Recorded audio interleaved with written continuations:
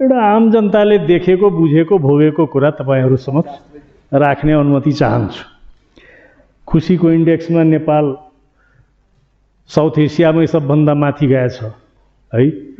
मिडियाले फागु खेलेको फोटोहरु बढी देखाइदिएकोले त भन्दिया छैन, किनभने कम्तीमा यो हलमा हामी बसेका जति छौं सब खातापिता घरका छौं, कोही भुखमरीमा छैनौं।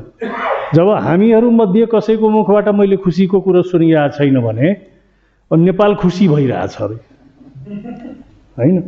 त्यो फागु खेलेको फोटोहरु देखाइदियो सायद, त्यसमा सब उफ्रिरहेको थिए, हाँसिरहेको थिए, रङरोगन लगाइरहेको थिए, नेपाल त खुसी देश भइहाल्यो। त्यस्तै त्यस्तै खुसीहरु छ। लोन त चाहिन्छ, दुनियाँका सारा मुलुक लोनबाटै एफ्लुएन्टलाई डेभलप गरेको छ, तर कस्तो लोन चाहिन्छ त्यो महत्त्वपूर्ण छ। नेपालको डेभलपमेन्टको लागि अब अर्थशास्त्रको हिसाबले होइन, एउटा आम जनताको हिसाबले मात्र म भन्न सक्छु, ठुलठुला इन्टरनेसनल एयरपोर्टहरु बनाउने क्रममा छ, बनिरहेको छ, विशाल लोन लिएर बनिरहेको छ।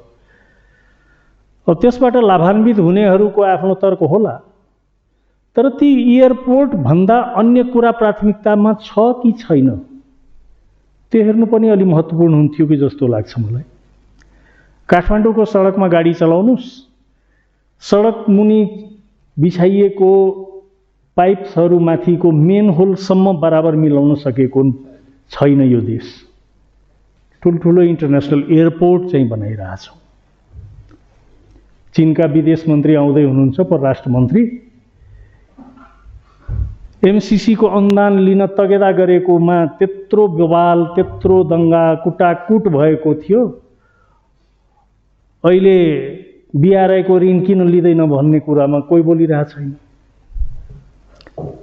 स्थिति त त्यही छ। चिनी छैन हामीसँग, तर उखु किसानको भुक्तानी भइरहेको छैन।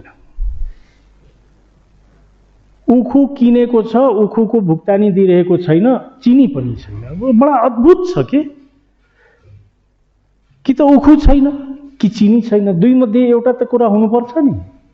उखु छ तर चिनी छैन, उखुको भुक्तानी पनि दिन सकिरहेको छैन। अब यो हाम्रो समाजवादले धेरै कुरा निर्धारण गरिरहेको छ। समाजवादको आफ्नै मोडल छ। म डम्बर सरसँग यो विषयमा बहस गर्न सक्दिन, उहाँले त ठूलो आर्टिकलहरु लेख्नु भएको छ यो विषयमा। हामी अहिले सबै कुरा गरिरहेका छौं, अन्तमा गएर राजनीतिक निर्णय लिने हो। हाम्रा राजनीतिक नेताहरू दलको आफ्नै बाध्यता, आफ्नै व्यवस्थाहरू छन्। 20% अहिलेसम्म रकम खर्च गरिएको छ।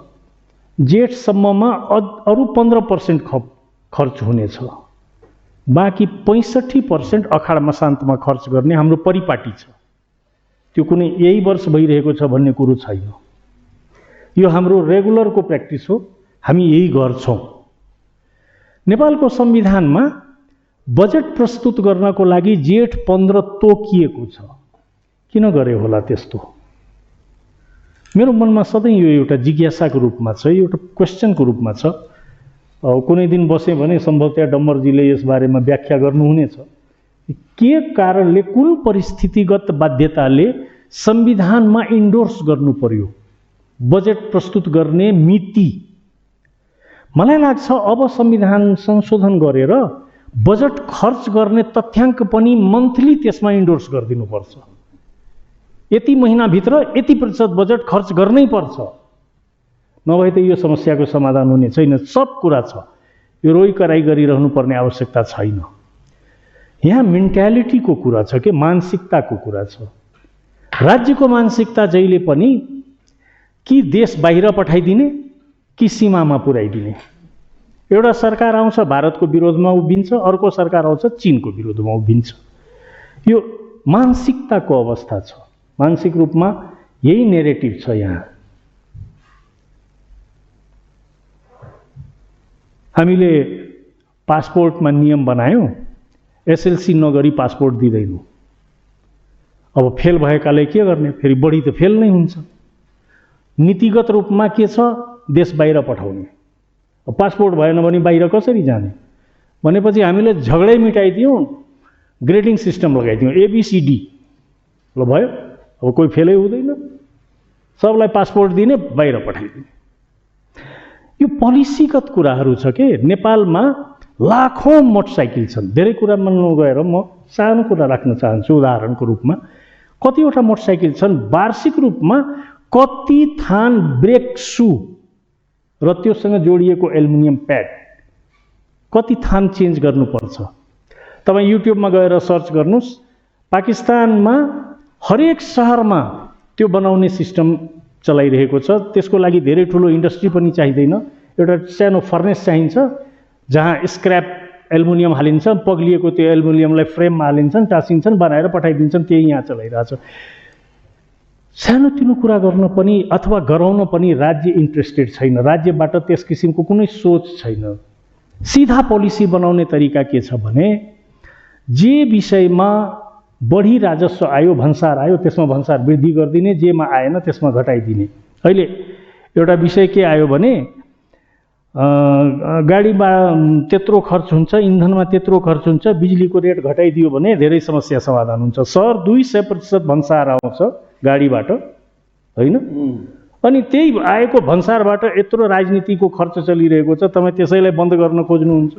यस्तो पनि कुरा हुन्छ र? राज्य नै यहाँ स्मग्लिङ गर्न प्रोत्साहन गर्छ। यो कुनै आज गरिरहेको छ भन्ने होइन, धेरै पहिलेदेखि। पाम ऑयल एक्सपोर्ट गर्छ नेपालले, प्रोडक्सन कहाँ गर्छ? केराउ एक्सपोर्ट गर्छ, सुपारी एक्सपोर्ट गरिरहेछ। छाता टर्चको कुरा त धेरै पुरानो हो, कुनै आजको होइन। जब स्टेटले नै यो मेन्टालिटी प्रोडक्सन गर्छ, आफ्ना नागरिकलाई त्यो गर भनिरहेको हुन्छ भने त्यो देशको नागरिक कस्ता हुन्छन्? मानसिक रूपमै 2 नम्बरी काम गर्नुपर्छ भन्ने मानसिकताबाट डेभलप भएको देश भइसकेको छ यो। त्यसले गर्दा यसको क्रेडिबिलिटी तल घट्दै गएको छ। हरेक कुरामा वैदेशिक हस्तक्षेपको बहस आउँछ। राजनीतिक दलहरूको आफ्नो व्यवस्थाहरू होला, उनले सरकारलाई स्टेबल बनाइराख्नको लागि जोड घटाउ गरिरहनुपर्छ, त्यसमा अन्यथा लिनु पर्दैन। त्यो कुरो ठिकै छ, हामी मल्टी पार्टी सिस्टममा छौँ, त्यसले आफ्नो तरिकाले ट्र्याक लिन्छ। तर म्याक्सिमम पोजिटिभ कुरा हुँदाहुँदै पनि नेगेटिभ रिजल्ट्सहरू आउनुको कारण के छ भने आत्मविश्वासको कमी। नेपालसँग साधन स्रोत कुनै चिजको कमी छैन, इन्टेलेक्चुअल्सहरूको कमी छैन, एक से एक दिमागवाला बसेका छन् यहाँ।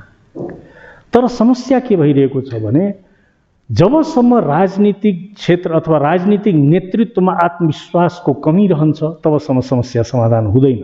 म लगातार देखिरहेको छु विगत केही दिनदेखि प्रचण्डजी र माधव नेपालजीले लगातार स्टेटमेन्ट दिइरहनु भएको छ कि उहाँले गठबन्धन सरकारलाई जोगाउन र आफ्नो पार्टीलाई बचाउनको लागि एमसीसीमा व्याख्यात्मक समर्थन जनाउनु भयो। अर्थात् एमसीसीबाट यो राष्ट्रलाई साँच्चीकै फाइदा छ वा छैन भन्ने कुरामा उहाँ अहिले पनि क्लियर हुनुहुन्न। के भन्न खोज्नु भएको हो? एमसीसीबाट त थिएन, तर अब के गर्ने, गठबन्धन जोगाउन र आफ्नो पार्टी बचाउनको लागि हामीले हो भनिदिया हो। यो नेरेटिभ बनाउनुको कारण के? त्यति मात्रै होइन, बडा गर्वका साथ भनिन्छ अमेरिकाबाट लियौँ, अब चीनबाट पनि लिदिनुपर्छ, त्यसपछि भारतबाट पनि लिदिनुपर्छ। हामीसँग कुनै पनि चिजको कमी छैन सर, तर कोशी क्षेत्रमा केराको सबभन्दा खेती हुन्छ। तपाईँ सप्तरीमा गएर केरा किन्नुस्, तपाईलाई 30 देखि 40 रुपियाँ दर्जन पर्नेछ। त्यो केरा काठमाडौँमा आउँदा 120 रुपियाँ दर्जन हुन्छ।